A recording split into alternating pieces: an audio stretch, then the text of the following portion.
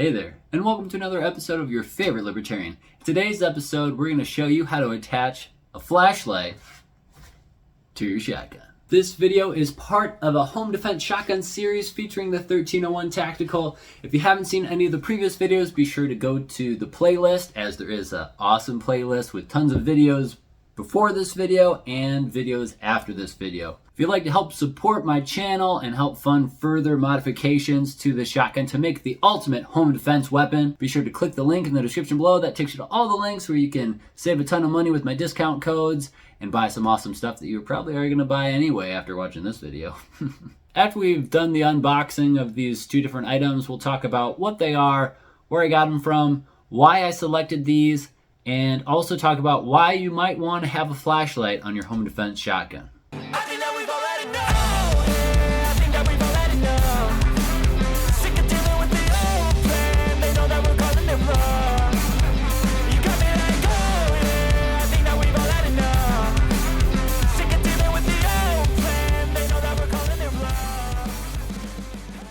One of the things I want to do as we're going through this series on the Beretta 1301 Tactical Shotgun is see what I can get away with as far as mods go if you spent all your money on the shotgun and you don't have much left for accessories. One of those things I want to do before we change out the stock and the forend is add a light to it. This is what you get with the 1301 Tactical Gen 3. It's a barrel clamp / magazine tube clamp that has a QD point and it has an M-LOK slot. So what we're going to be doing in this video is attaching a flashlight to this, and then we're going to get it as far back as we can on the tube and see if it's usable having a light on this shotgun without changing this out or changing out accessories and different things, paying more money essentially for a Magpul Zukov stock set and adapters.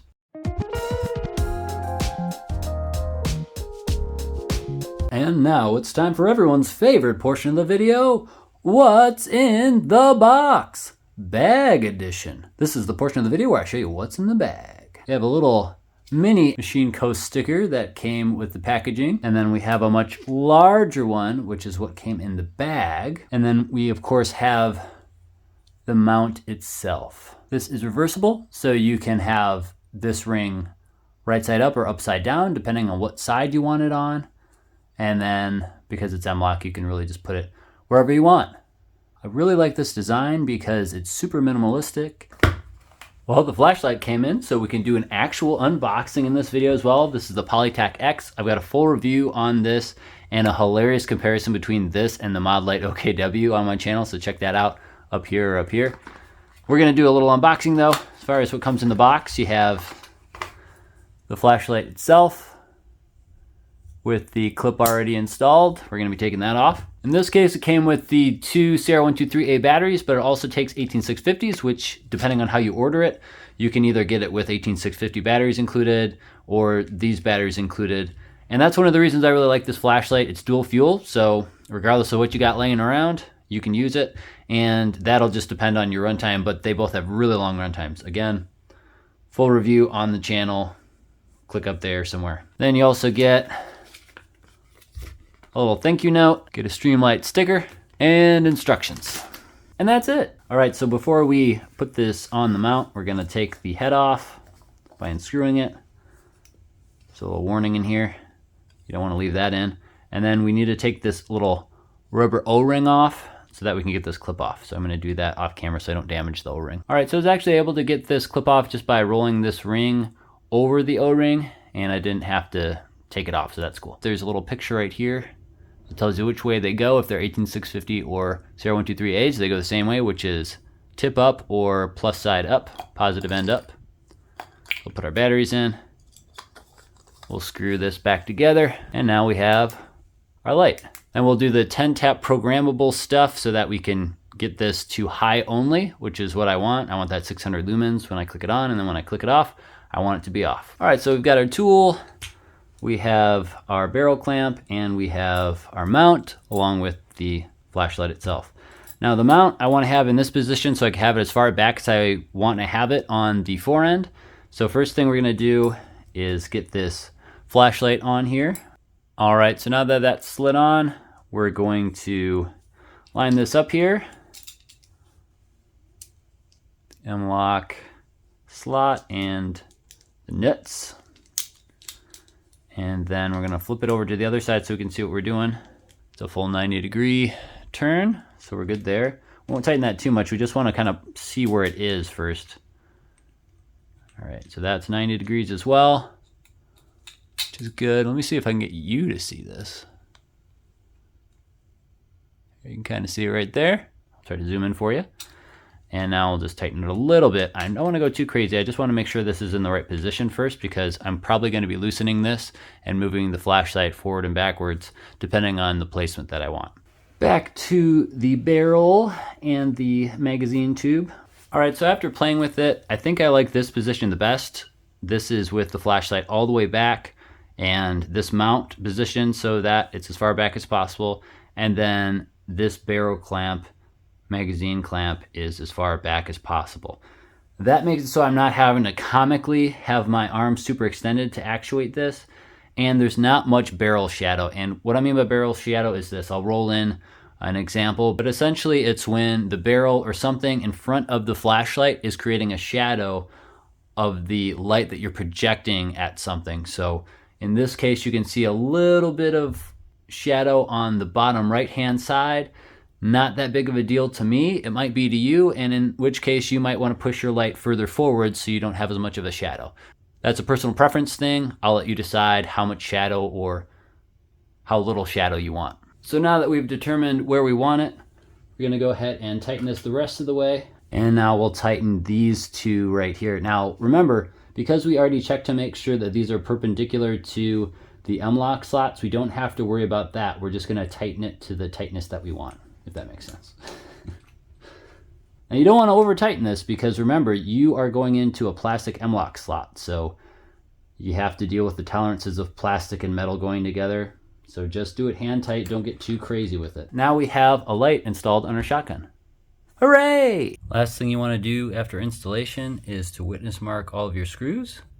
Just make sure that when you do your I&I, you're checking those witness marks to make sure that the screws aren't coming out or walking out at all.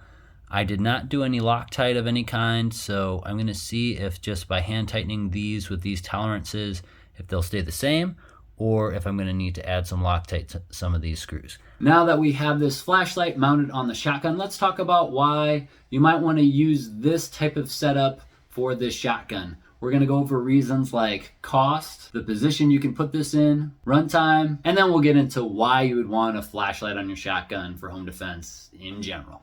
Cost. Let's talk about the cost of this setup. This flashlight, which is the Polytac X, full review on my channel somewhere up here, is $40 right now on sale on Primary Arms website. Not an affiliate, just where I found a deal.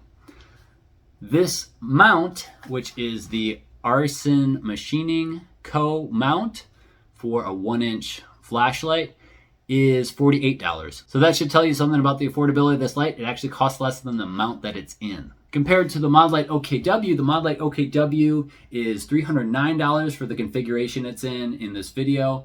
And then on top of that, you have the cost of the Arisaka 45-degree mount, which is about $48, $45-ish dollars, depending on how bad Biden's inflation has jacked up the prices on those. So for one of you guys that might be looking at this video because they want to have some affordable accessory options for a shotgun that they just paid maybe $1,600 for, give or take, this could be a good option for you price-wise. Positioning. As you can see with this setup, I have the ability to move this as far back as I possibly can to actuate this button without needing to replace the forend, to have M-lock slots here, without needing to have a pressure pad connected to the light. That would give you less reliability and give you one more thing that can go wrong in a life or death situation. And I can do it all very affordably, as we talked about in the cost section previously. With the OKW setup for Modlite, you really have a fixed position for the light and the mount. You can't move the light body within the mount, so you're limited by how far you can move the barrel clamp down. And for both instances, as you saw in the footage, this is maxed out. I can't put this any further down.